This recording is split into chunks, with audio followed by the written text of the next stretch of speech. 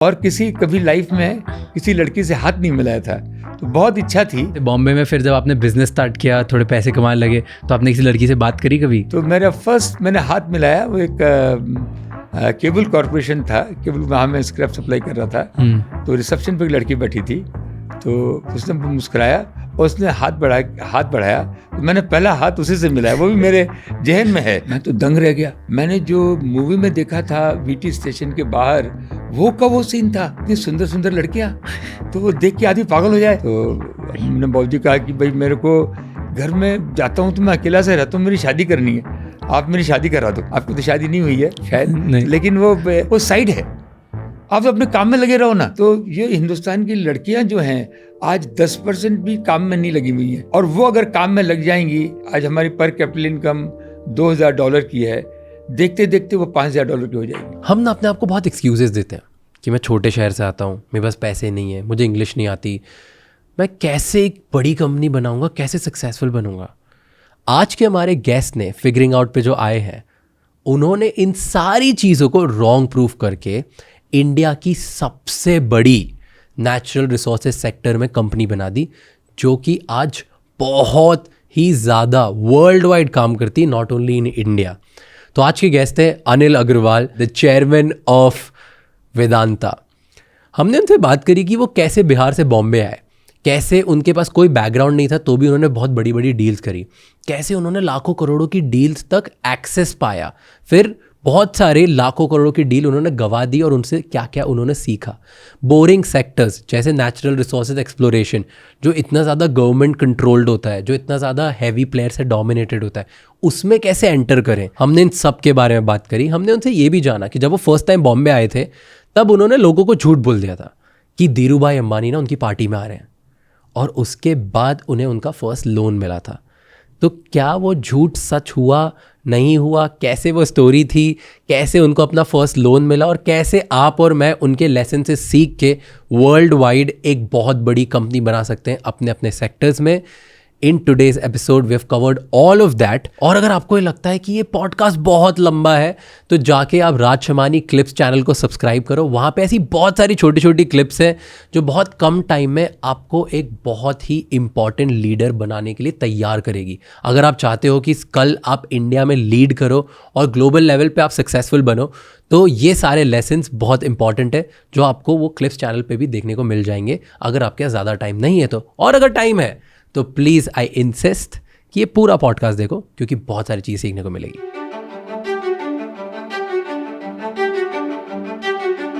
एकदम बिगिनिंग से स्टार्ट करते हैं कि आप फर्स्ट कहाँ पे, वेयर वर यू बोर्न, और वहाँ से फिर आपने बिजनेस बनाने की जर्नी कैसी, कब पहला बिजनेस स्टार्ट किया और क्यों किया?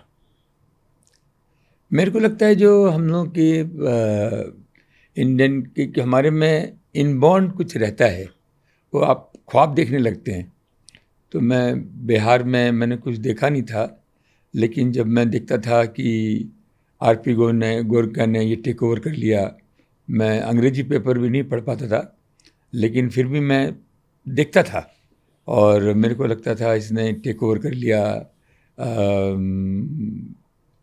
मोदी ने ये टेक ओवर किया, उसने ये कंपनी बनाई, तो एकदम इंस्पायर हो जाता था कि मैं क्यों नहीं कर सकता। लेकिन डर लगता था मुंह खुलने में ही, क्योंकि बाबूजी भी स्ट्रगल कर रहे थे, रोज़ का काम था, तो उस हालातों में और स्कूल में पढ़ने का मन नहीं करता था। तो बाबूजी बोलते थे कि तेरे से शादी कौन करेगा, तो कम से कम बीए तो पास कर ले। मैं बोला नहीं बाबूजी, नहीं हो पा रहा है, नहीं पढ़ा जा रहा है। तो बोले अच्छा फिर तो काम में लग जा। तो बचपन बाबूजी के पास स्कूटर था, लम्ब्रेटा स्कूटर था, तो शुरू में पीछे मैं बैठता था, वो आगे बैठते थे, और मैं 14 साल की उम्र में पुश करके मैं स्कूटर चलाने लग गया और उनको पीछे बैठाने लग गया। तो बोलते थे ये काम सही नहीं है, नहीं मैं चला रहा हूँ। तो इसमें ये मेरी शुरुआत थी। लेकिन कोई भी काम रहता था, जैसे बाबूजी के लिए वो पूछते थे कि फ़ोन आता था घर में, हमारे पास एक ही फ़ोन था, उसी फ़ोन को हम उठा के ऑफिस ले आते थे, उसको वापस लाके घर में लगा लेते थे। फ़ैन भी एक ही था, तो फ़ैन को भी घर में ले आते थे और फिर घर से लेके फिर उसको ऑफिस में ले आते थे। तो इसमें आप कोई ख़राब मत समझिए, ये एक this is a way of life and we are enjoying that life, we are enjoying that life. तो व्हेन समबडी कॉल की इज द्वारका प्रसाद जी हैं, हाँ बोलिए, तो हमको वो 500 किलो वो स्टील की वो चीज़ चाहिए. तो उसको मैंने कभी महसूस नहीं होने दिया उसको, जबकि मेरी उम्र 14 साल की थी, कि मैं द्वारका प्रसाद नहीं हूँ. अच्छा. और मैं खुद ही बात कर लेता था और बात करके आगे बढ़ के उसको कोई किसी तरह कोशिश करता था कि मैं कुछ कर लूँ. हाँ. तो वो कभी गलती भी हुई, सही भी हुई. तो वो शुरू से उत्साह था. तो अब ग्रो अप इन बिहार. और उसके बाद एक मौका लगा, मैंने फिल्मों में ही खाली बॉम्बे शहर को देखा था. And I have seen all the Bollywood was always, as a small town, Bollywood always in your mind. Yes. And their lifestyle, how they go, what they see. So बहुत ग्लैमरस लगता है दूर से. हाँ, तो मैं फिर बॉम्बे गया. कुछ हल्का फुल्का काम भी था, जो हम वहाँ से कुछ स्टील के स्क्रैप खरीद सकते थे, कुछ कर सकते थे. तो वहाँ पहुँचे और वहाँ पे मैं तो दंग रह गया. मैंने जो मूवी में देखा था वीटी स्टेशन के बाहर, वो का वो सीन था. वही डबल डेकर बस, और बड़ी बड़ी बिल्डिंगें और इतनी सुंदर सुंदर लड़कियां. तो वो देख के आदमी पागल हो जाए. हमारे ऐसे आदमी बिहार में तो ऐसा कुछ देखा नहीं था. तो मैं बोला मेरे को तो यहीं रहना है. हम कालवा देवी में कॉटन एक्सचेंज के सामने में एक स्क्रैप के ब्रोकर थे, मिस्टर बासनीवाल. तो उन्होंने कहा कि भाई मैं तो यहाँ पे रहता हूँ, एक बड़ा रूम है, उसमें 7 बेड हैं और ये 21 रुपये लेता है. 21 रुपये में वो एक टाइम का खाना भी देता है और बैग आप नीचे रख सकते हो. और अच्छा है, साफ़ सुथरा है, अच्छा है. तो वहीं रह गए. और मैंने कभी देखा नहीं कि कालवा देवी में मेरा ऐसा एक्सपीरियंस नहीं हुआ था कि बिहार में 7-8 बजे तक सब बंद हो जाते हैं. और वहाँ रात भर खाने पीने की चीज़ें, लोग घूम रहे हैं, सेफ्टी हैं, औरतें आ रही हैं, लड़कियां आ रही हैं, पाव भाजी खा रहे हैं, चाट खा रहे हैं.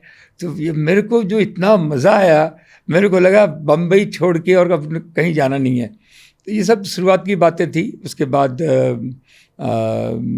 सोचा कि कुछ काम करेंगे. तो बासनीवाल जी के साथ में लग करके स्क्रैप लेते थे वो केबल कंपनियों से.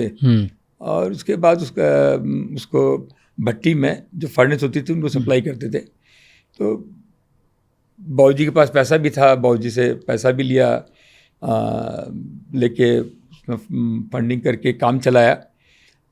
तो वहाँ एक फैक्ट्री थी शमशेर स्टर्लिंग. और नेपाल के राजा को ने लगाई थी. वो बैंकक्रप्ट हो गई और उससे मैं स्क्रैप ले रहा था. तो मैंने पता लगाया, तो ये बोले ये रिसीवरशिप में चली गई. मैंने लाइफ में रिसीवरशिप का नाम पहले बार ही सुना था कि कोई बैंकक्रप्सी रिसीवरशिप ऐसी होती है. तो रिसीवर के ऑफिस में पहुँचे और वो मुझसे मालवंकर थे, उनके कोई हेड क्लर्क, और उनके पीछे मैं सुबह से शाम तक लगा रहा. एक दिन में ख्वाब आ गया कि मैं भी एक कंपनी टेक ओवर कर सकता हूँ. कैसे करेंगे, क्या करेंगे. आपको जब सपना आने लगे हमारे यंगस्टर को, वो सपना कहीं से आ रहा है, वो आपको कहीं से भेज रहा है आपको सपना. उस सपने को आप ध्यान में रखिए. सपना देखेंगे तो ही सपने पूरे होते हैं. तो मैंने उस सपना देखा कि मैं भी इस फैक्ट्री ले सकता हूँ. और मेरे को 2-3 साल लगे. मेरी शादी भी नहीं हुई थी, 19 साल की उम्र थी. तो मैंने किसी से पार्टनरशिप की. बालक विनोद कुमार थे, हमारे बिनानीज थे, उनके साथ मैंने काम भी किया. तो वो फैक्ट्री फाइनली हमने 66 लाख रुपए मिली. बहुत बड़ी रकम थी. 25% मेरे को पैसा चाहिए था और बाकी उन्होंने कहा था इंस्टॉलमेंट में दे सकते हैं. तो वो 16 लाख रुपए चाहिए थे. 4-5 लाख रुपए का इंतज़ाम कैसे न कैसे करके उठा पटक करके किया. और उसके बाद बाकी हमारे एक रसिक भाई थे, उनसे 3-4-5 लाख रुपए लिया. बाबूजी बोले नहीं दे सकते हैं पैसा. मैंने बाबूजी आप करा के दीजिए. कैसे न कैसे करके वो फैक्ट्री ली. और फैक्ट्री लेके वो 10 साल जो फैक्ट्री में लगे, एक के बाद एक बहुत फेल्योर हुए. दत्ता सामंत की यूनियन थी, दत्ता सामंत के पास जाते थे, लेकिन नेवर गिव अप. परसिवरेंस. रात में चाहे सो नहीं रहे हों, लेकिन कोई न कोई उपाय, कोई न कोई जुगाड़, कोई न कोई कुछ न कुछ दिन में 50,000 रुपये चेक पास कराने हैं तो 4 घंटे तो सिंडिकेट बैंक के मैनेजर के पास ही लगाते थे। उसके ग्लास के अंदर देखते थे कि कैसा उसका मूड है कि 50,000 का चेक पास कराना है, तो वो पास कराते थे। तो ये जो शुरुआत की बातें हुई, बहुत बहुत मज़ा आया। इसी में अपने शौक भी पूरे कर रहे थे। देवानंद को भी देखना था, वहाँ भी सन एंड सन में जाके खड़े होते थे। कभी आज तक लाइफ में कैबरे नहीं देखा था, तो कैबरे भी देखना था। और वो हमको, मैंने कभी वैट 69 की बोतल देखी थी, लेकिन कभी उसको फिजिकल नहीं देखी थी। उस समय वैट 69 बहुत चलती थी, तो वो भी पता लगाया। ड्राई टाइम था, हमारा एक दोस्त था अजय आनंद, उसको पकड़ा, वो एक आंटी का अड्डा होता था, उसके अंदर लेके गया, देखा।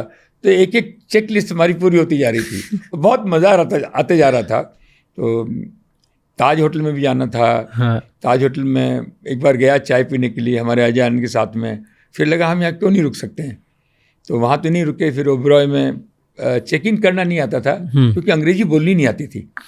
और अंग्रेजी मैं आप सब लोगों को, जो हमारे गाँव के बच्चे हैं, उनको बोलना चाहता हूँ, आप ये अंग्रेजी का, ये हमारे अंग्रेजों ने हमारे अंदर इन्फेरिटी कम्प्लेक्स ला दिया है। ये कोई लेना देना नहीं है। आपके कॉन्फिडेंस बराबर बना के रखिए, वो कभी आपके रास्ते में नहीं आएगा। और वो मैं आपको अपने अनुभव से बोल सकता हूँ कि आप जैसे जैसे आगे बढ़ते जाएंगे, दरवाजे खुलते जाएंगे। तो हमने वो ओबरॉय होटल में भी रहा, क्योंकि ड्रेस एंड एड्रेस मैंने सुन लिया था। तो मैंने कहा कि भाई ड्रेस भी, मैं बोला कि कचिन्स की ड्रेस बहुत अच्छी होती है। तो वहाँ भी हमने जाके ड्रेस सिलवाई। जो जो शौक पूरे हो रहे थे। और आप यंगस्टर को मैं बोल रहा हूँ कि आप अपने सारे शौक पूरा कीजिए, और जब आप शौक देखेंगे तब आपको मालूम पड़ेगा ये मेरे लिए है, ये मेरे लिए नहीं है। ये आपका जो मानसिक जो इंटेलिजेंस है, वो बहुत ध्यान में रखिएगा। तो वो आपको, जब वो काम आप करेंगे, वो काम आप जरूर कीजिए जो आपके मन में हो, as long as it is a legitimate. Always legitimate is very important, क्योंकि हम लोग कानून के बाहर काम नहीं करना है। अगर वो आप करेंगे तो आपको समझ में आ जाएगा ये मेरे लिए है, ये मेरे लिए नहीं है। तो इस तरह से करते करते हम आगे बढ़े। फिर तो बॉम्बे की नगरी ने बहुत कुछ सिखाया। ओके सर, एक एक करके बात करते हैं, हम आपकी जर्नी को थोड़ा थोड़ा तोड़ते हैं, ठीक है? एक बात आपने बोली, मुझे यंगस्टर्स के ऊपर ही पूछनी है कि आजकल है ना बड़ा ट्रेंड चल रहा है, और सब बोलते हैं, एक्चुअली हम लोग सभी मानते भी हैं कि अभी जब हम बढ़ रहे हैं तो अभी बहुत काम कर लो, कुछ भी शौक मत पालो, कुछ भी खर्चे मत करो। आप जाके मतलब अब हम होटल में नहीं रुकेंगे, हम अच्छे कपड़े नहीं खरीदेंगे, जितने पैसे जो है बस सेव करते जाओ और इन्वेस्ट करते जाओ, और अपनी SIP स्टार्ट कर दो कि अगले 30 साल तक अगर मैं पैसे बचाऊंगा नहीं तो मेरी लाइफ आगे फ्यूचर कैसे बढ़िया बनेगा। सो आपका इस पर कुछ टेक है कि यंग लोगों को जब वो स्टार्ट करते हैं पहली इनकम कमाना, तो उससे उनको एक्सपीरियंस करने चाहिए, चीज़ें खरीदनी चाहिए, अपने शौक पूरे करने चाहिए, कि नहीं मतलब सब बचा बचा के इन्वेस्ट करते जाओ, खुद को रोकते जाओ?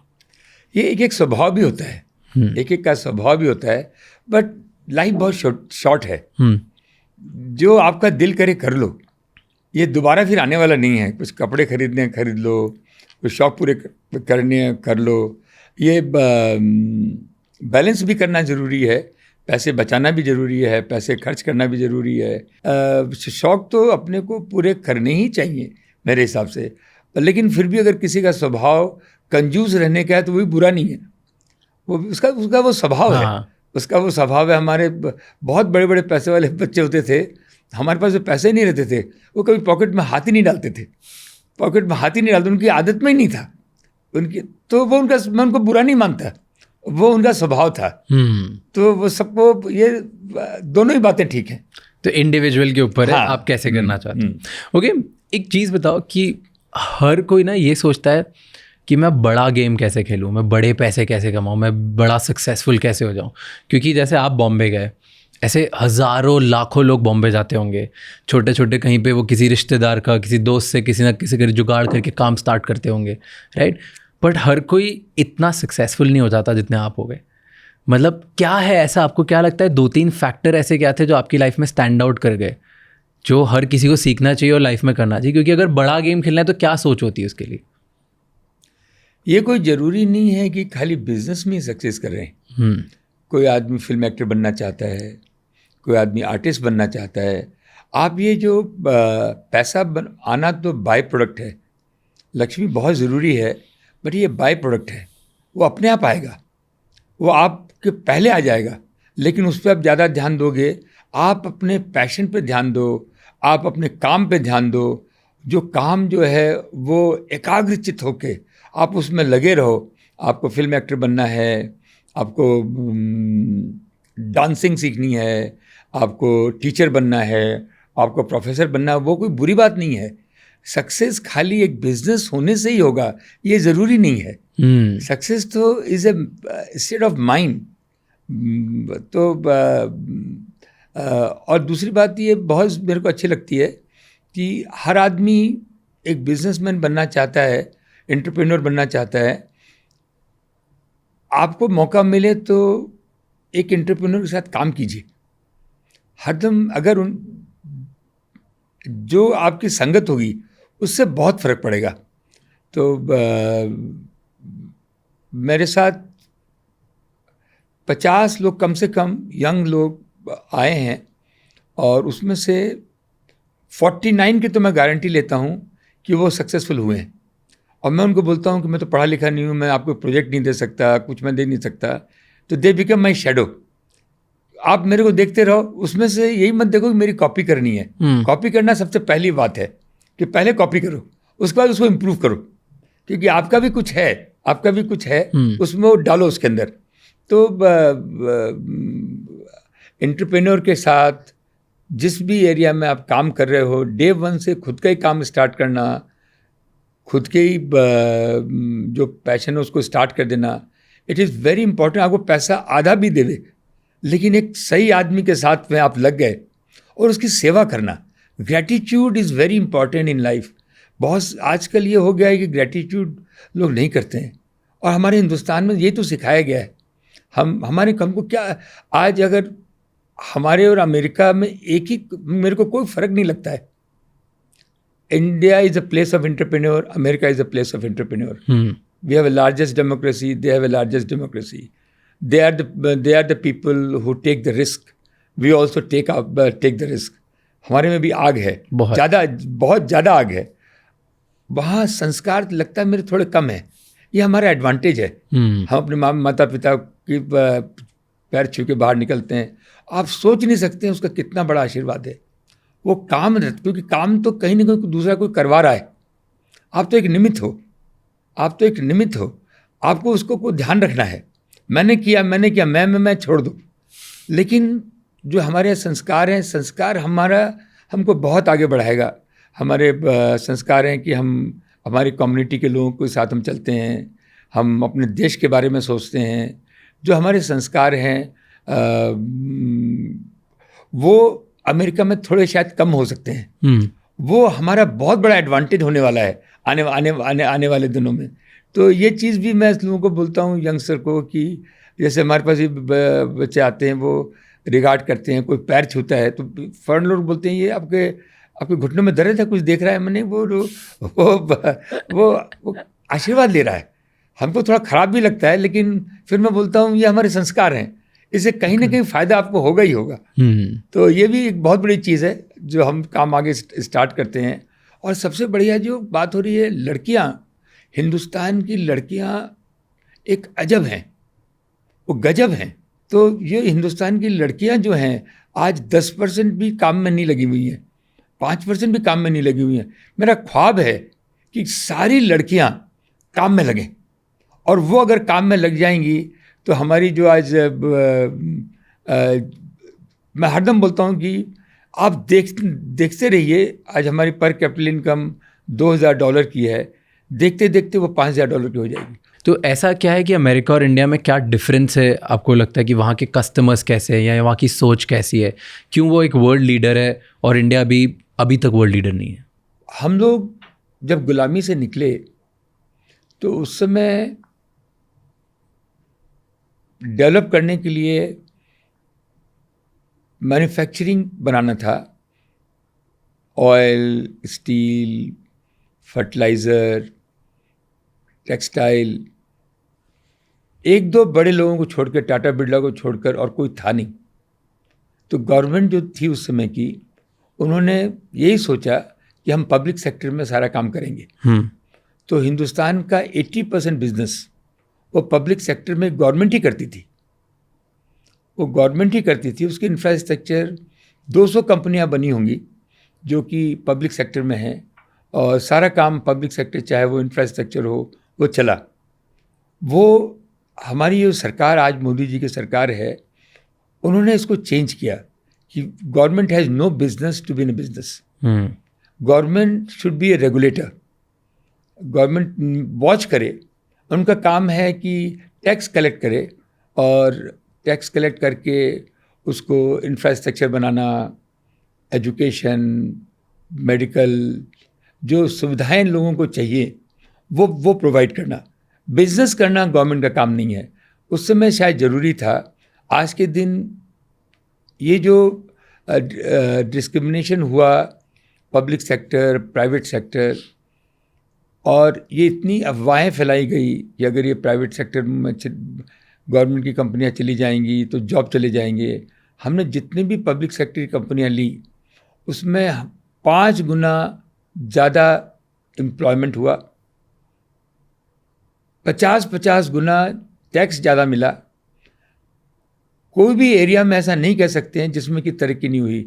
हमने कभी सोचा नहीं था लाइफ में कि हम ऐसे एयरपोर्ट देखेंगे। ख्वाब था मेरा, हम इंडियन एयरलाइन को छोड़ के किसी दूसरी एयरलाइन में चढ़ पाएंगे। जो आज हुआ, टेलीकॉम, हम लोग 1-1 घंटा कॉल के लिए वेट करते थे। आज वर्ल्ड में सारे लोग देखते हैं, अचंभा करते हैं कि हिंदुस्तान की जो टेलीकॉम सर्विस है ये कैसे हुई।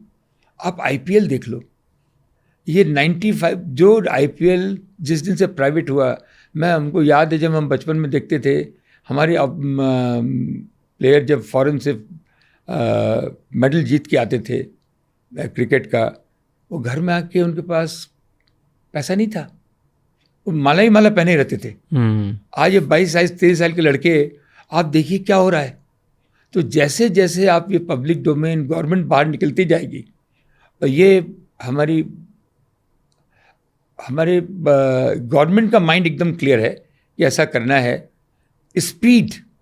स्पीड बहुत ज़रूरी है आज हिंदुस्तान के लिए। स्पीड नहीं लेके आएंगे, मज़ा नहीं आएगा, फिर वो नासूर हो जाएगा।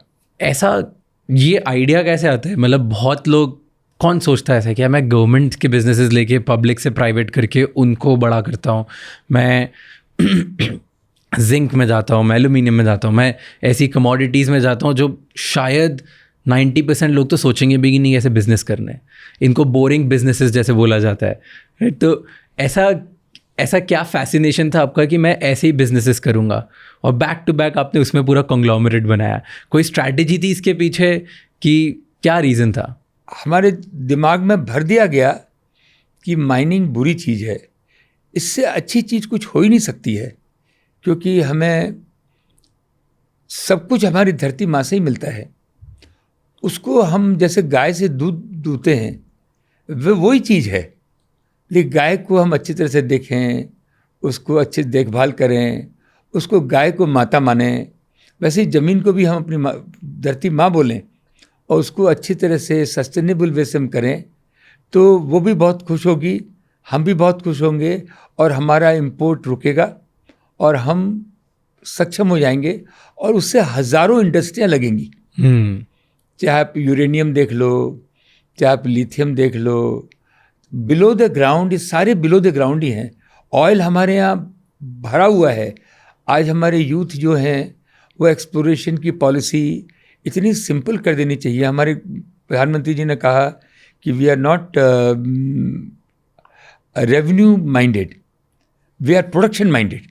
ये बहुत बड़ी बात बोली है, बहुत लोगों को समझ में नहीं आती है, बट ये अगर जिस दिन समझ जाएंगे कि आप ये जो रेवेन्यू के पीछे लगे हैं, रेवेन्यू तो बाय प्रोडक्ट है, रेवेन्यू तो बाय प्रोडक्ट है। आप इसको एक्सप्लोरेशन करना, आज हमारे यहाँ 2% एक्सप्लोरेशन होता है, कम से कम भी एवरेज में 10% एक्सप्लोरेशन। आप पता ही नहीं लगाएंगे तो वहाँ पहुँचेंगे कैसे, कहाँ जाना है ये तो मालूम पड़ना चाहिए। और मैं ये बोल रहा हूँ, एक्सप्लोरेशन जो है एक इतना बड़ा हमारे एंटरप्रेन्योरशिप के लिए एक इतना बड़ा एडवांटेज है कि 2 करोड़ से लेके 5 करोड़ में आप एक्सप्लोरेशन मशीन ले सकते हैं, और जियोलॉजिकल डाटाज अवेलेबल हैं। जो हमारे इंजीनियर्स हैं, ये इंजीनियरिंग का काम है ये, और एक बिजनेसमैन है, वो भी अपने साथ 10-20 इंजीनियर को लगा के एक्सप्लोरेशन के काम में लग सकता है और उसको पता लगाए। गवर्नमेंट को मैं बार बार यही बोल रहा हूँ कि जैसे आज आईटी इंडस्ट्री क्यों आगे बढ़ी, क्योंकि बिल गेट ने हज़ारों कंपनियां खरीदी स्टार्टअप वालों से, और उसको लगा करके उसने इतनी बड़ी कंपनी खड़ी कर दी। वैसे ही काम ये भी है, एक्सप्लोरेशन का भी है, कि एक्सप्लोरेशन करते जाएंगे, उसके बाद उसके पास बिलियंस ऑफ डॉलर लगेंगे उसको डेवलप करके आगे बढ़ाने में। तो ये अपने जो उन्होंने डिस्कवरी की उसको सेल करने की इजाज़त दी जाए। तो बड़ी बड़ी कंपनियां उनको लें, गवर्नमेंट को वापस देने से काम रुक जाएगा, धीरे हो जाएगा। तो गवर्नमेंट भी सोच रही है, समझ रही है, जितनी जल्दी करेंगे वो अच्छा रहेगा। तो एक तो नेचुरल रिसोर्स पे मेरा बहुत ध्यान रहता है, और दूसरा जो इलेक्ट्रॉनिक्स, आज सेमीकंडक्टर के बगैर दुनिया नहीं चलेगी। सेमीकंडक्टर ही सब कुछ होने वाला है। It is today's oil, we are not the taker, we are supplier. And ये आप वर्ल्ड की कोई भी कंपनी में चले जाओ, चाहे वो आप पॉलिटिक्स में जाओ, चाहे आप आईटी कंपनी में जाओ, behind the scene there is Indian. आप 10 डाउनिंग स्ट्रीट चले जाओ, आप व्हाइट हाउस चले जाओ, और यंग लोग वो रखते हैं, और वही आइडिया लगाते हैं कैसे स्ट्रेटजी डेवलप करनी है। ऐसी कोई भी बड़ी कंपनी नहीं है जिसने इंडिया में ऑफिस नहीं खोली है, 2000, 4000, 5000 आदमी नहीं रखे हैं जो कि यहाँ वो डेवलपमेंट करते हैं, चीज़ों को बनाते हैं। तो ये इंडिया की बहुत खासियत है। इलेक्ट्रॉनिक में मेरे को जो मेरा सपना है कि एक भी बच्चे को, एक भी यंगस्टर को सोचना नहीं पड़े कि मैं क्या करने वाला हूँ। उसके हाथ में अफोर्डेबल प्राइस में लैपटॉप आ जाए। आज के दिन 2 लाख रुपए में लैपटॉप लेना बहुत डिफिकल्ट है। नहीं ले सकते हमारे बच्चे, नहीं ले सकते हमारी लड़कियां। अगर उनको 30-40 हज़ार रुपये में लैपटॉप मिले और उसके ऊपर भी उनको फाइनेंसिंग मिल जाए, laptop is a window to the world. अगर उनको कुछ भी करना है, आर्ट्स करना है, क्राफ्ट करना है, टीचर बनना है, डांसिंग करना है, गाना सीखना है, म्यूजिशियन बनना है, वो लैपटॉप उनको उस जगह पहुंचा देगा। और उनको मालूम पड़ जाएगा कहाँ से कर सकते हैं, ऑनलाइन क्लासेस कर सकते हैं, देख सकते हैं, समझ सकते हैं। और ये जो चीज़ें आज जो चेंज हो रही हैं, हमारे पेरेंट्स और बिकॉज सोशल प्रेशर से कि आपको इंजीनियर ही बनना है, आपको डॉक्टर ही बनना है, या आपको लॉयर ही बनना है, ये सोशल स्टेटस था। हाँ, ये ख़त्म होना चाहिए। ये प्रेशर है, ये प्रेशर है। वो 30% से ज़्यादा लोग, 70% लोग लिबरल आर्ट्स इसी को बोलते हैं कि डिफरेंट में आपको शौक है, आपको फैशन डिज़ाइनर बनना है, आपको और कुछ बनना है, तो वो लैपटॉप की वजह से, तो लैपटॉप, स्मार्टफोन, ईवी व्हीकल बहुत ज़रूरी है कि सेमीकंडक्टर। और मैं इस काम के लिए, मैं वर्ड यूज़ नहीं करना चाहता, मैं अपनी ज़िंदगी लगा दूंगा कि हिंदुस्तान, जो लोग बोलते हैं कि कोई नहीं चाहता है कि हिंदुस्तान में, और ये होने नहीं देंगे कि हिंदुस्तान में सेमीकंडक्टर बने। वो यही चाहते हैं कि सेमीकंडक्टर हिंदुस्तान में आप इंपोर्ट करो और यहाँ पे डाउन स्ट्रीम आप लैपटॉप बनाओ और स्मार्टफोन बनाओ। 2 चीज़ें हैं, एक तो सेमीकंडक्टर और दूसरा डिस्प्ले ग्लास। आज हमारे यहाँ $20 बिलियन का डिस्प्ले ग्लास इंपोर्ट होता है। हमने एक कंपनी जापान में खरीदी। मैंने, लोग बोलते थे क्या कर रहे हो तुम। मैं मोदी जी के साथ वहाँ गया, लग करके। जापानीज़ लोग अपनी कंपनी बेचते नहीं हैं, तो कंपनी को ली। उसकी फैक्ट्री कोरिया में है, उसकी फैक्ट्री ताइवान में है, और हम डिस्प्ले ग्लास बनाते हैं जो कि 3 ही कंपनी बनाती है पूरी दुनिया में। वो हम हिंदुस्तान में बनाएंगे। डिस्प्ले ग्लास और सेमीकंडक्टर, ये पूरी दुनिया बदल देगा। और मैं अकेला ही नहीं आना चाहता, मैं सब लोगों को मेरे सारे काम में चाहे वो ऑयल बनाते हैं, चाहे हम कॉपर बनाते हैं, चाहे जिंक बनाते हैं, एल्युमिनियम बनाते हैं। और मैं कॉन्शियसली डाउन स्ट्रीम में नहीं जाता, क्योंकि मैंने दरवाजे खोल रखे हैं स्टार्टअप लोगों के लिए, जिसमें कि वो डाउन स्ट्रीम के प्रोडक्ट बनाएं। एक मोटर कार में भी आप देखें तो आज 30 पार्ट्स लगते हैं एल्युमिनियम के। हर आदमी उसमें रिसर्च कर सकता है, देख सकता है, उसको आगे बढ़ा सकता है। तो ये 2 काम मैं देख रहा हूँ, उससे बहुत सारे और काम हैं, वो काम मैं नहीं हूँ।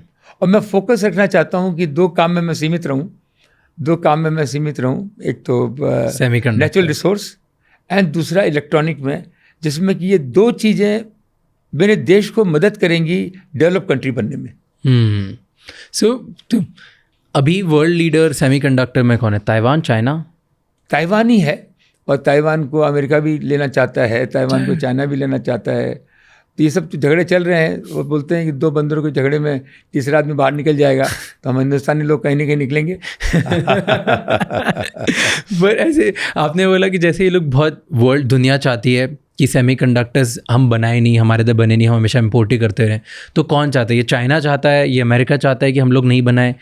जनरल ऐसे इसी चीज़ में नहीं, ऑयल गैस में भी यही है, आप कॉपर में भी यही है, जो वो यही चाहते हैं कि हिंदुस्तान एक मार्केट बना रहे। आप देखिए तो आप वुड में ही देख लीजिए, वुड जो है वो हमारे टाइम में हम लोग 100% वुड अपना ही यूज़ करते थे, लकड़ी, और उसके बाद उसको एक्सपोर्ट भी करते थे।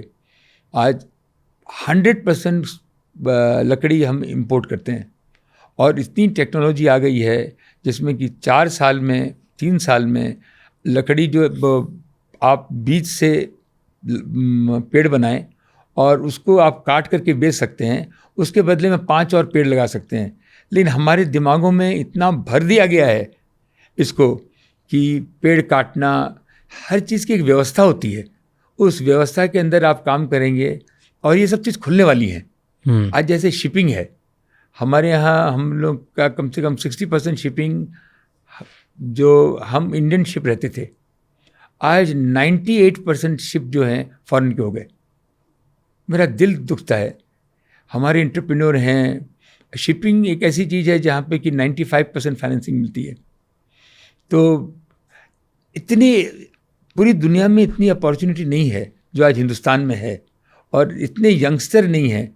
और हम लोग, हमारे जो यंगस्टर हैं, एक बार में 4 चीज़ें सोच सकते हैं। 4 चीज़ें सोच सकते हैं, वो लोग एक ही चीज़ सोचते हैं। उसका भी एक हमारे में डीएनए है। और मैं यही बोलता हूँ कि हमारे यहाँ फॉरेन में जो स्पाउस उनको मिलते हैं वो भी बहुत डिफ़िकल्ट होता है, उनको संभालना, उनको रखना। हमारे स्पाउस भी यहाँ पे आपको बाहर से लगता होगा कि डिफ़िकल्ट हैं, आपकी तो शादी नहीं हुई है शायद, लेकिन वो शादी करना भी एक इम्पॉर्टेंट चीज़ है। वो आप देखेंगे तो उससे आपकी एक पर्सनालिटी बढ़ती है। एक आप लोग एक चाहे शादी करने से एक राइट टाइम पे वो स्पाउस, इंडियन स्पाउस का एक जो मदद मिलती है, मैं सब लोगों को ये रिक्वेस्ट करता हूँ कि राइट टाइम पर आप शादी भी करें, उससे आप अड़चन नहीं आएगी, उससे आप आगे ही बढ़ेंगे। तो ये चीज़ें सब छोटी छोटी चीज़ें समझ में आती है। ओके सर, एक स्पाउस से मेरे को एक क्वेश्चन याद आया एकदम से। आपने जब बताया आपकी जर्नी का, जब आप बॉम्बे आए थे तो आपने देखा कि इधर तो काफ़ी बहुत सारी लड़कियां हैं, बहुत सारे लोगों से बात करनी, तो ऐसे बॉम्बे में फिर जब आपने बिजनेस स्टार्ट किया, थोड़े पैसे कमाने लगे, तो आपने किसी लड़की से बात करी, कभी आगे बढ़ के अप्रोच किया? मैंने अपनी लाइफ में 19 साल तक खाली अपनी कज़न, अपनी सिस्टर, माँ, उन्हीं से कभी हाथ मिलाया था, और कभी लाइफ में किसी लड़की से हाथ नहीं मिलाया था। तो बहुत इच्छा थी, तो मैंने हाथ मिलाया, वो एक केबल कॉरपोरेशन था, केबल, वहाँ मैं स्क्रैप सप्लाई कर रहा था। तो रिसेप्शन पर एक लड़की बैठी थी, तो उसने मुस्कुराया और उसने हाथ बढ़ाया, तो मैंने पहला हाथ उसी से मिलाया। वो भी मेरे जहन में है कि दूसरी लड़की के साथ हाथ मिलाया। तो आप तो सब देखते हैं, आप फिल्में भी देखते हैं, समझ में भी आता है, लेकिन हम लोग माँ बाप पर बहुत ध्यान रखते थे, और यही विश्वास रखते थे कि जो माँ बाप जिस रिश्ते को बोलेंगे और हमको मौका देंगे उससे हम शादी करेंगे, और वही हमने किया। हमारे पिताजी के एक दोस्त थे, ये भी बहुत अच्छी इंटरेस्टिंग है कि हमारी जिससे शादी हुई है किरण से, उसकी बड़ी बहन से मेरी शादी होने वाली थी।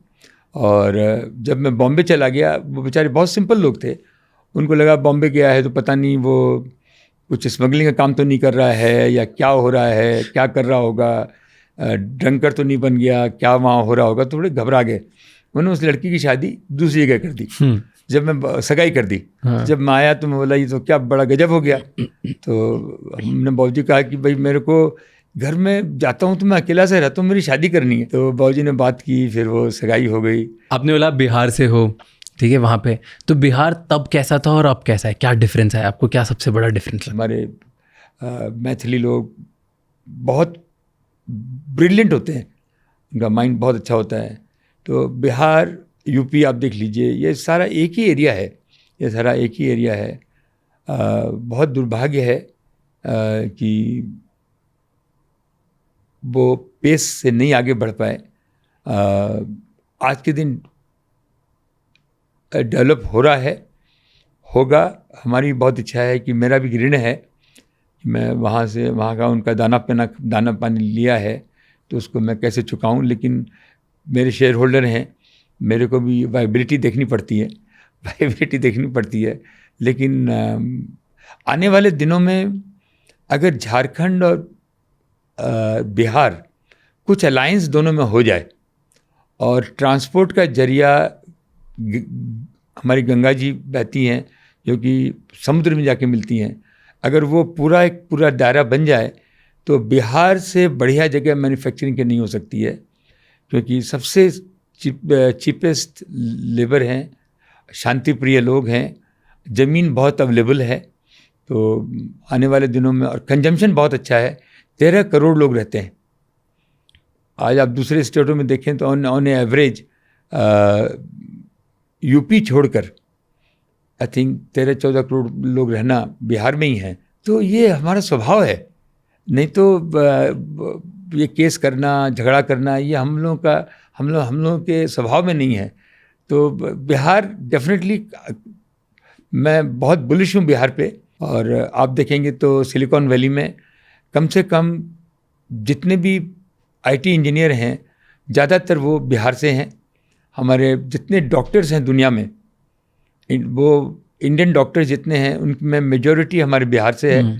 तो मेरे को बहुत प्राउड फील होता है कि बिहार, मैंने कितने ही लोगों ने कभी भी कुछ भी कहा, मैं राजस्थान में भी हूँ, घर में हम लोग राजस्थानी भी हैं, वेजिटेरियन भी हैं, लेकिन I was always proud being a Bihari.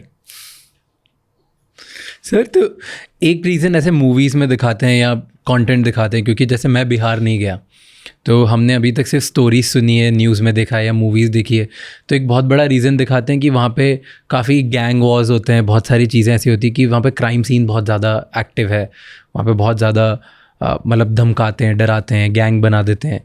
उसका रीज़न है कि बिहार इतना ज़्यादा डेवलप नहीं हो पाया। तो आपको लगता है कि ऐसा भी रीज़न है? डेफिनेटली हो सकता है। वहाँ पे जहाँ भी अगर शासन मजबूत नहीं रहेगा तो ये चीज़ें आएंगी ही आएंगी। आप देखिए यूपी में आज जो चेंजेज आया है, आप यूपी के लोगों से बात करेंगे तो बोलेंगे हमारी लड़कियां रात में निकल सकती हैं, घूम सकती हैं। सबसे बड़ा पैमाना है अराजकता का कि आपकी महिलाएं, आपकी लड़कियां कंफर्टेबल आ जा सकती हैं, रह सकती हैं। वो एक पैमाना है, वो पैमाना आप देख रहे हैं वो हो रहा है। मेरे को लगता नहीं आज के ज़माने में ज़्यादा टाइम है, ये नहीं होगा, थोड़ा टाइम में ख़त्म होगा। हाँ। आपको जिस क्वेश्चन फॉलोअप की सबसे डेवलप्ड स्टेट कौन सी लगती है अकॉर्डिंग टू यू? आपको अभी क्या लगता है कि सबसे अच्छी डेवलप्ड एट दिस पॉइंट, अभी बहुत डेवलपमेंट हुआ है उस स्टेट में, इंडिया में कौन सी स्टेट है? डेफिनेटली गुजरात एक लगता है। साउथ में ऐसे तो सारे स्टेटों में ही पोटेंशियल है।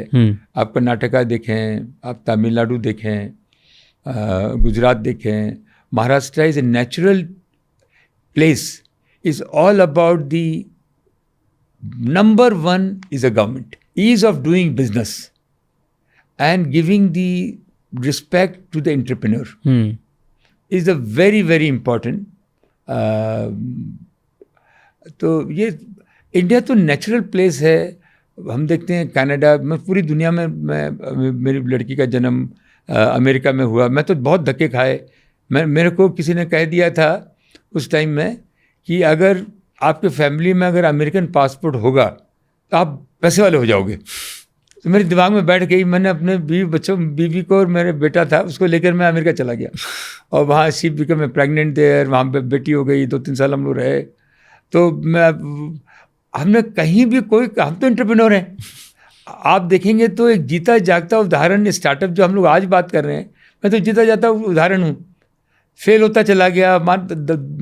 हम लोग बचपन में वो बॉम्बे में दारा सिंह की कुश्ती देखने जाते थे.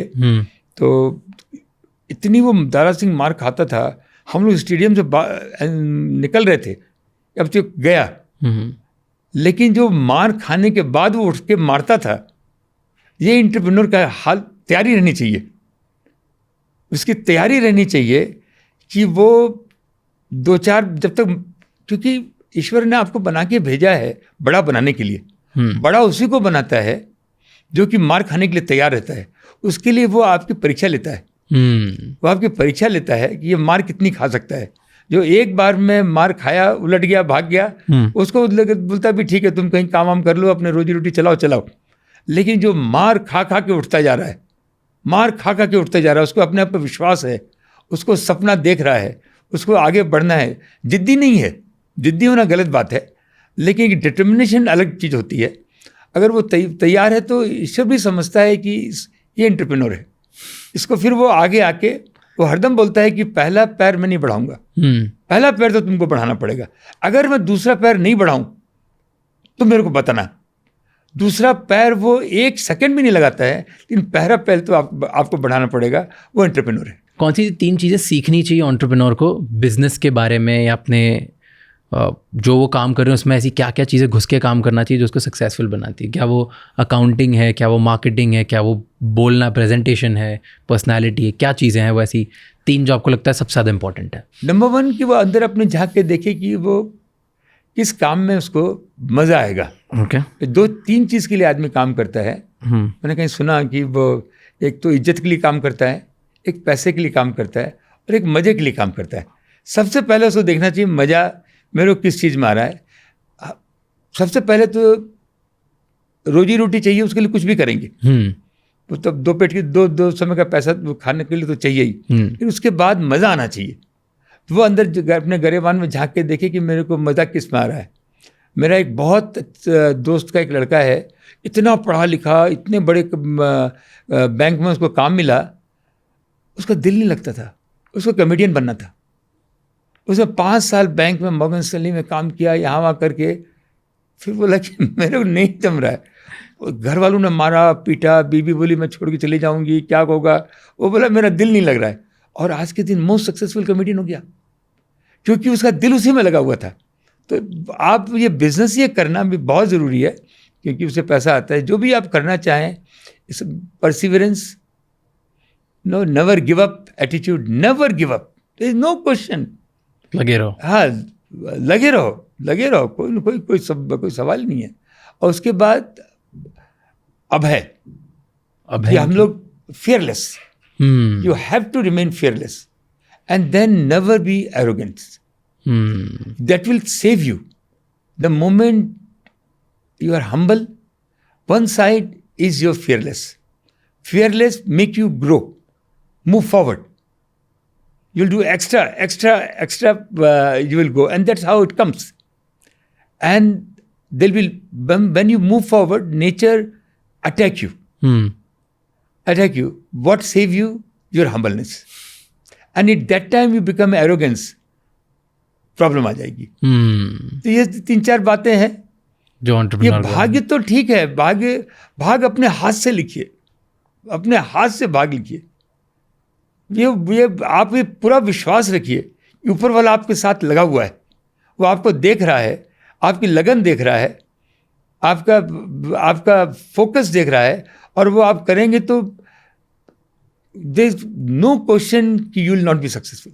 तो आपकी काफ़ी एक फेमस स्टोरी है कि आपने बॉम्बे आए और एक पार्टी रखी और धीरू भाई अंबानी के नाम से आपने पूरा ऑर्गेनाइज किया, तो क्या स्टोरी है मुझे बताओगे एक बार?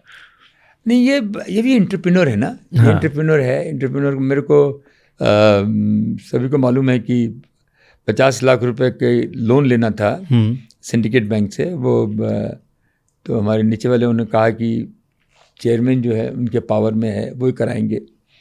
तो मिस्टर रघुपति थे, तो बहुत मुश्किल था उनसे मिलना, और बहुत बड़े आदमी थे और मैं तो बहुत छोटा आदमी था। तो मैं शुरू आया था तो मेरे को हरदम लगता था, जैसे आपने बताया कि बड़े आदमी से मिलना है, तो मैंने उस समय जब हम आए 77 में 76 में, तो वो धीरू भाई अंबानी का नाम चलता था और इतना ज़बरदस्त नाम चलता था कि सारे लोग एक तरफ हो गए थे वो। और सबसे बड़ी बात थी कि वो इंस्टीट्यूशन में नहीं गए, उन्होंने पब्लिक को पकड़ा और पब्लिक का सपोर्ट लिया। मैं भी वही करना चाहता हूँ। मेरे को पब्लिक के सपोर्ट का बहुत मज़ा आता है। कभी कभी लगता है कंज्यूमर गुड्स में जाना चाहिए, लेकिन मैं अब लाइन नहीं चेंज करूँगा, मैं अपने बिजनेस में लगा रहूँगा। तो वो हेल्थ क्लब जाते थे, वहाँ हेल्थ क्लब में किसी तरह एंट्री की, उनसे मिला।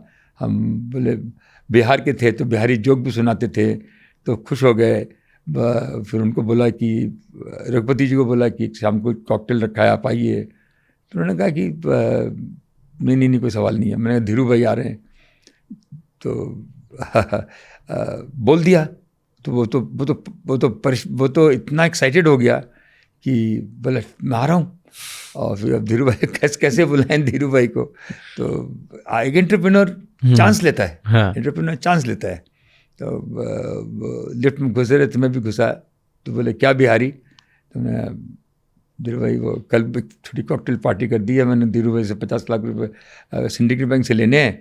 तो वो उन्होंने कह दिया कि धीरू भाई भी आएंगे। मैंने मेरे को आप आगे बढ़ोगे ना तो कहना तो आपके साथ आती है। तो हमने वो आ गए, सबसे हाथ भी मिलाया, और इतने बड़े थे। बाद में पता चला पैसे की तो तंगी रहती थी।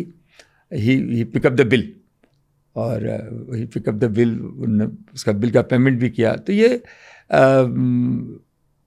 वो इतने बड़े आदमी तभी बन पाए कि उनका दिल बहुत बड़ा था और रिस्क बहुत लेते थे मेरे समझ में। तो ऐसे बहुत सारे उदाहरण हैं। तो आदमी सीखता है, समझता है। और हम लोग भी एंटरप्रेन्योर हैं, हम यही सीखते हैं कि भाई थोड़ा रिस्क तो लेना ही पड़ेगा, रिस्क तो लेना ही पड़ेगा। और लाइफ तो रिस्क ही है ना। हाँ, क्या गारंटी है आपकी एक सांस बंद हुई या बंद, तो इसी में कर गुजरो ना। सर तो अभी आपको क्या ऐसा अब क्या मोटिवेट करता है? आपने फेम देख ली, रिस्पेक्ट देख लिया, पैसा देख लिया, आपने बड़े बड़े लोगों के साथ देख लिया, आपने बड़ी कंपनीज बना दी, आपने वर्ल्ड वाइड इंटरनेशनली बड़ी कंपनीज बना दी, ग्लोबली एक्सपोजर हो गए। अब एट 68 69 इस टाइम पे क्या मोटिवेट करता है कि मैं रोज सुबह उठ के क्यों और काम करूं, क्या करूं, मतलब क्यों करना है? इतना सा भी नहीं किया है, इतना सा भी नहीं किया है। ये तो शुरुआत है, ऐसा ही मन में रहता है। अभी तो शुरुआत है। और पहले अपने लिए करते थे, अब लगता है कि सब दूसरों का भी काम अगर बड़ा हो रहा है तो मेरा ही है, वो भी मेरा ही है। मेरी बात करने से, उनसे मिलने से, जुलने से, बात करने से। हमारा एक आर्किटेक्ट दोस्त है अमेरिका में, वो उसने 75 स्टोरीज की बिल्डिंग बनाई। तो वो इतनी अच्छी उसने बिल्डिंग बनाई है, कैंटिलीवर ऐसा है, वो है। वो बोलता है कि अनिल, मैं इस बिल्डिंग में घुस नहीं सकता क्योंकि सारा ऑक्यूपाई हो गई है, मेरे को एंट्री लेनी पड़ेगी, लेकिन इसको देख देख के मैं जीता हूँ। जब मैं देखूंगा कि मेरी संगत से, मेरी बात से लोगों ने बड़े बड़े बिजनेस बनाए, बड़े बड़े सक्सेस किए, उसकी जो खुशी मिलेगी वो बहुत बड़ी खुशी है। जो दे दिया सो अपना है, जो रह गया सो सपना है। तो ये एक बहुत बड़ी मन में रहती है। फिर अपना बिजनेस भी बहुत अच्छा बिजनेस है, क्योंकि ये मैं बिजनेस अपने लिए नहीं कर रहा। मैं अपने 80,000 मेरे एम्प्लॉई हैं, उनको सबको बोल के रखा है, कोई भी काम कभी भी आपको लगे ये हमारी कम्युनिटी के लिए ठीक नहीं है और ये हम कोई ठीक नहीं कर रहे हैं, you have all the right to let me know. And क्योंकि मैंने प्रण ले रखा है कि मैं कोई भी काम ऐसा नहीं करूँगा जो हमारे कम्युनिटी के लिए सही नहीं होगा। तो ये सब बातें सोचते हैं, मज़ा आ रहा है। देखिए, बोलते हैं कि 3-4 चीज़ें अपने हाथ में नहीं है, जीना मरना, fame and defame, loss and profit. ये कनायत के हाथ में है, जो उसके हाथ में है। वहाँ परवाही क्यों करते हो? उसका काम उसको करने दो, आप अपना काम करो ना। आपका काम है कि आप आलस नहीं करो, आपका काम करना है कि आप देखो कि मैं किस काम की मैं सक्षम हूँ, उस काम को अच्छी तरह से करो। एक झाड़ू लगाने वाला भी अच्छी तरह झाड़ू लगाए। तो हम तो बहुत साधारण लोग हैं, पढ़े लिखे कम हैं, और आपके साथ बात कर रहे हैं तो अच्छा लग रहा है, क्योंकि मेरे को मालूम है कि आप जब बोलते हैं तो हज़ारों लाखों यंगस्टर जो हैं उनको आप एक रोशनी देते हो। End of the tunnel they feel a light. उनकी आप एनर्जी बढ़ाते हो, उनको आगे बढ़ाते हो। ये भी बोलते हैं कि हमको धर्म का काम करना है, हमको दान का काम करना है। इससे बड़ा पुण्य का काम क्या हो सकता है? थैंक यू सर, ये आप बहुत काइंड हो, हमें ऐसे बोल रहे हो। थैंक यू सो मच इसके लिए। पर आप काफ़ी चेंज ला रहे हो और आपकी बहुत सारी बातें हैं जो आई थिंक बहुत सारे यंग लोगों को बहुत हेल्प करेगी। मुझे एक स्पेसिफिकली स्टोरी के बारे में जानना था आपसे कि आपकी IPO स्टोरी जो बहुत इंटरेस्टिंग थी, तो वो क्या थी? आप IPO कैसे लेके गए थे, उसमें क्या हुआ था? ये भी ख्वाब ही था, सपना ही था, असंभव काम था कि हम लोग, हमारे पास, हम जब बम्बई आए तो हमारी हमें कोई पूछता नहीं था। हमारी तो न तो क्रेडिबिलिटी थी। हमने कंपनी भी लिस्ट कराई तो 100 मिलियन की कंपनी थी, वो घट कर 40 मिलियन हो गई, क्योंकि हमारे कोई गॉडफादर नहीं था, हमारे कोई बैकग्राउंड नहीं था। तो लोगों को लगता था कि इनसे काम करें नहीं करें। तो मैंने देखा कि लंदन एक ऐसी जगह है जहाँ माइनिंग कंपनियों की लिस्टिंग बहुत अच्छी होती है। ज़्यादा आइडिया नहीं था, लेकिन एक रिस्क लेकर सोचते रहे। फिर एक दिन हमारी वाइफ ने हमारा बहुत साथ दिया। उसको बोला कि लंदन चलते हैं, तो बोली लंदन तो अपने जाते ही हैं। उन्होंने नहीं, अब शिफ्ट करना है। 2 बच्चे थे, बेटा था बेटी थी। वो स्कूल में गई, उनके बोली हमारे I think my husband is going through some mental problem और कुछ उनका, तो मैं उनका साथ देना चाहती हूँ। 6 महीने का आप कैथीड्रल स्कूल में बड़ा एडमिशन था, उसमें से वहाँ निकाला लड़की को, छोटी सी लड़की थी। तो 6 महीने का हमको टाइम दे दीजिए, हम वापस आ जाएंगे। वहाँ गए, हिल्टन होटल में रुके, एक कमरा हम दोनों के लिए लिया, एक बच्चों के लिए लिया, एक सर्विस ऑफिस लिया 1200 पाउंड में।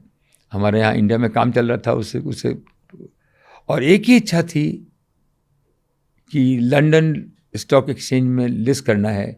सारी दुनिया अपना पैसा फॉरेन में भेजती है, मेरे को फॉरेन से पैसा यहाँ लाना है।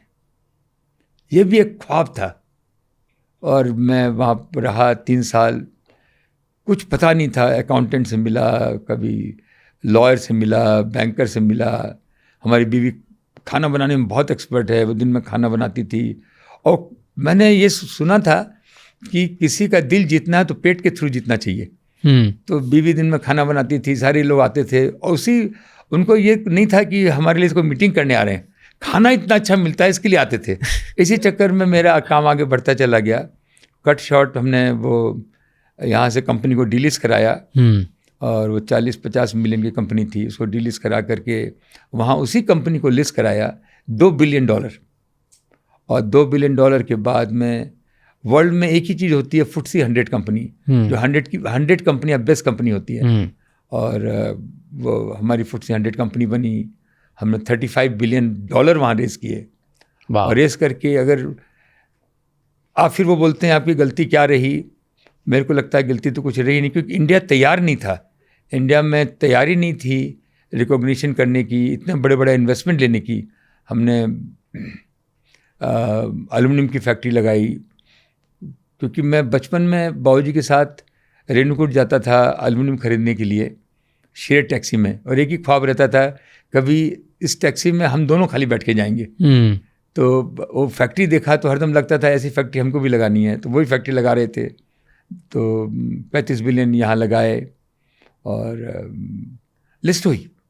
उसकी बहुत कहानियाँ हैं, लेकिन एक ही आप लोगों से है कि ख्वाब देखना बंद मत कीजिए, ख्वाब अच्छा देखिए, अच्छे लोगों की संगत में रहिए, इन्जॉयमेंट करना। आपको म्यूज़िक का शौक़ है, आपको डांस का शौक़ है, आपको कुछ लिखने का शौक़ है, आप कॉमेडियन का शौक़ है, उस शौक़ को साथ में चलने दीजिए, क्योंकि वो शौक़ जो है आपको एनर्जी देगा। बहुत सारे लोग अपने शौक़ों को काट देते हैं, उस शौक़ को काटिए मत। आपको स्पोर्ट्स खेलने का शौक़ है, फुटबॉल खेलने का शौक़ है, जो भी आपका शौक़ है उसको शौक़ को साथ में रखिए, वो आपको मेन स्ट्रीम में काम देगा। आपके हम अपने ईश्वर को क्या चढ़ाएं, तो हम ईश्वर को अपने चढ़ाते हैं कि भाई मेरे पास तो न तो धूप है न दीप है, मेरे पास तो जो कुछ है, मेरा दिमाग है, मेरा मन है, मेरा शरीर है, आँखें हैं, कान है, मेरी आपके प्रति मेरी भक्ति है, और मेरे को आपने जिस काम के लिए भेजा है उस काम को मैं अच्छी तरह से कर सकूं, उसको मैं डाल रहा हूं। और मेरी रिस्पॉन्सिबिलिटियां हैं। मेरी रिस्पॉन्सिबिलिटी क्या है, वो आपको अच्छा लगे चाहे नहीं लगे, वो आपको करना ही पड़ेगा। आपके माँ बाप आपकी जिम्मेवारी है, आपकी वाइफ आपकी जिम्मेवारी है, वो जमे चाहे नहीं जमे। ये डिवोर्स मेरे को समझ में नहीं आता है, वो साइड है। आप अपने काम में लगे रहो ना, क्योंकि काम एक सबसे ज़रूरी है। हमारे बच्चे, क्योंकि वो अपना कर्म लिखा के लाए हैं, आप अपना कर्म बदल नहीं सकते हो। आप उनको संस्कारी दे सकते हो, संस्कारी दे सकते हो। वो अपने थाली में डाल देते हैं और उसी से आरती कर लेते हैं कि प्रभु ये आपके चरणों में। मैं रिलीजियस आदमी नहीं हूँ, लेकिन बहुत विश्वास है कि करने वाला कोई और बैठा है, वो आपको वॉच कर रहा है, और there is a free will, जो वो आपको देखता है कि आप कैसे कर रहे हो। और उसके बाद हम लोग तो परीक्षा में पास तो हो ही नहीं सकते हैं। हम तो कभी यही बोलते हैं, हमसे परीक्षा मत लो, हमारे पे तो कृपा बना के रखो। तो इसी से गाड़ी चल रही है। अमेरिका में क्या अच्छा लगता है सबसे आपको? क्या नंबर 1 इज उनकी एंटरप्रेन्योरशिप। एंटरप्रेन्योरशिप वो take with risk taking ability and the freedom जो मिलती है आदमी को काम करने की, आर्ट क्राफ्ट, परफेक्शन। जो हमारे यहाँ परफेक्शन थोड़ा कम है, हमारे यहाँ पैकेजिंग जो थोड़ी अगर हम इम्प्रूव करें, फिनिशिंग टच में इंडियन वाले थोड़े मार खा जाते हैं। वो हो जुगाड़ लगा के चला देते हैं। अच्छा, चला देते हैं। तो वो क्योंकि वो उनको आइडिया ही नहीं है ना, वो उन्होंने देखा ही नहीं है। वो पर्दा खोल के देखेंगे तो उनको पता चलेगा। वो पर्दा खोल के देखेंगे तो वो चीज़ें मेरे को एक मॉडल अच्छा लगता है।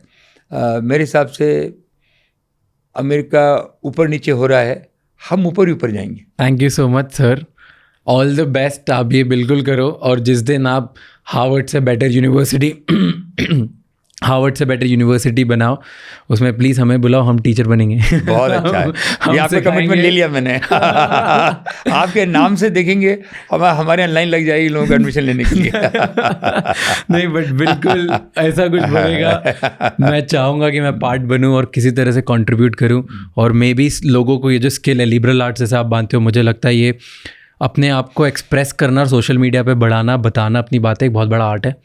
तो हम चाहेंगे कि हम सिखाएं, तो आप हमें बुलाना सर, एक दिन मज़ा आएगा, साथ में करेंगे। थैंक यू सो मच, बहुत मज़ा आया आपसे बात करने में, बहुत सारी चीज़ें सीखने को मिली। थैंक यू, आपने इतना आपका प्रेशियस टाइम दिया।